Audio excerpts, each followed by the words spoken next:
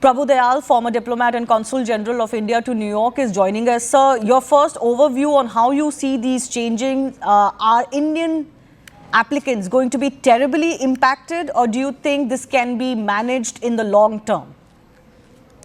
Well, first of all, Shivani, thanks for having me on your show.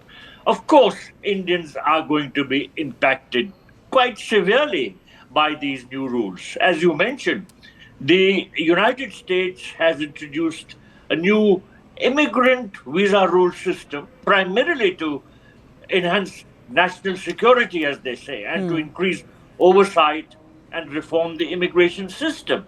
And these changes include stricter vetting processes, the elimination of most interview waivers, and new rules limiting the duration of stay for some visa categories, such as the H-1B visa. Now, the US has introduced a new visa rule requiring all non-immigrant visa applicants to attend interviews only in their country of citizenship or Yes. residence. And this move is expected to particularly affect Indians and further lengthen wait times, which are already very long. Indians have reportedly long engaged in a practice which is called visa shopping, which is applying for a visa from a country other than their primary or longest stay destination. Now, because of the fact that the process which they were adopting was faster or easier, now faced with extensive backlogs and long wait times for visa interviews, many Indian applicants travel to countries such as Thailand, Singapore, Germany, Brazil to secure visa appointments. Now, the new rule eliminates this option. So, with more applicants now applying for visas from India, wait times are expected to increase further. So, there is, as you hinted, some sort of tit for tat. The US is tightening immigration rules pertaining to India. Short-term visa interviews for the United States from India already range from something like 3.5 months at embassies and consulates. So the new requirement. Do you feel that this is just part of the larger, narrative or, a core constituency vote bank issue for Donald Trump, or do you think there is definitely an element of particularly targeting India here? The administration says that it is addressing concerns about foreign student visa abuse and the potential displacement of American workers. And that is why it is limiting the length of stay for some students. Nonetheless, the fact of the matter is that the American tech industry and other sectors require skilled people, which Indian students passing out from American universities were filling up those posts. Now, unfortunately, because of the tightening of the system and the limits imposed on the duration of the visas, this avenue is closing. And, I must tell you that there is a very perceptible drop in the number of Indian students going to the US. Yes. This number is declining significantly. And there have been sharp drops in visa issuances and overall enrollment in 2024 and 25, which are attributed to increased visa scrutiny, immigration fears, visa application challenges, and rising tuition costs. And I must say that there are reports that alternative destinations like Canada and the UK have become more appealing. Let me also mention that between January and September 2024, the F1 visas issued to Indian students fell by 38% compared to the same period in 2023. And in July 25, this year, student visa arrivals to the US dropped by 46% compared to the previous year. So all this shows that there is an impact on Indians. So students is one thing. They may find their avenues in other countries as well. But I think the heat has especially been on skilled workers from India. Jobs has been a big issue in as far as campaigning in US is concerned. And there's been a particular very below the belt or a low brow kind of an attack on H-1B visas and Indian skilled workers. Where do you think that is stemming from? Because many in India feel it's almost racist. Well, the new administration has taken up this policy right from the time that Mr. Trump was campaigning for the presidency, that he will make sure that it will be America first, and Americans will be able to get jobs which are being taken away by foreigners. Now, this is a somewhat warped sort of perception of reality because America needs skilled people, and that is why Indians who are highly qualified have been coming here and are being absorbed. So the American industries are not happy about these new policies.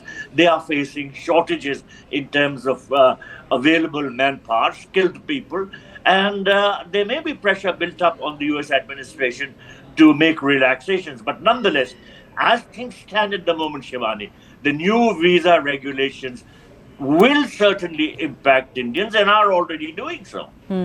So, do you think this is in some sort of an interim issue to put pressure on India as well? Because, Indian citizens will suffer, Indian companies that do business, especially, the service sector companies, they are also feeling the pinch. And there is this whole narrative that somehow Indians have been very used to violating visa norms of various kinds. First of all, what do you make of that? That allegation has been coming in a lot.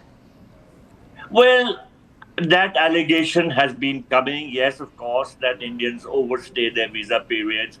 Also, that they somehow try to keep getting extensions on their student visa programs and they work without proper authorization. But I have not come across substantial proof to in this particular context.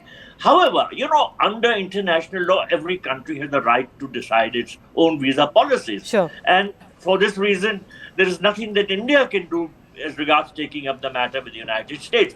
However, I have a feeling that the US administration will itself realize that industries here are being affected adversely because of the tighter visa regulations that they are introducing. And for this reason only, changes can be expected in the course of time. My final question to you, Prabhu, since you are a diplomat as well and you've obviously worked as the Consul General in New York as well, do you feel that if tensions between the two countries were to ease, this situation could also be reversed? Because it's not like H-1B visas are rising. As far you yourself mentioned the numbers, their numbers are dropping already. Do you feel there could be a reversal if the relationship saw a thaw between India and US? Or is this being used as a tactic to bring India to the brink as US is employing on several other fronts? These policies are not rigid. They are not written in stone. They are flexible and they can change. So, of course, if the relationship between India and the United States improves and there is an overall softening of US policy towards India, we can expect some changes in regard to visa regulations also. But as things stand at the moment, the US appears to be very determined to implement these new visa regulations. So for some time at least, I don't expect any change in this particular policy. Let's also just mention the issue of the fees, Prabhu. Fees have also become, much more steeper. Where is all of this going? And what is the impact do you see in India of a generation that still wants to work in US, wants to visit US or wants to study in US? Do you think, as we've seen in the case of Canada, for example, recently, that whole halo could come down? Maybe Indians would want to revisit their priorities. Do you see a change in trend being pushed because of this? Yes, certainly. Ultimately, India will have to, accelerate in terms of creating more universities, better universities, so that our students don't need to go abroad.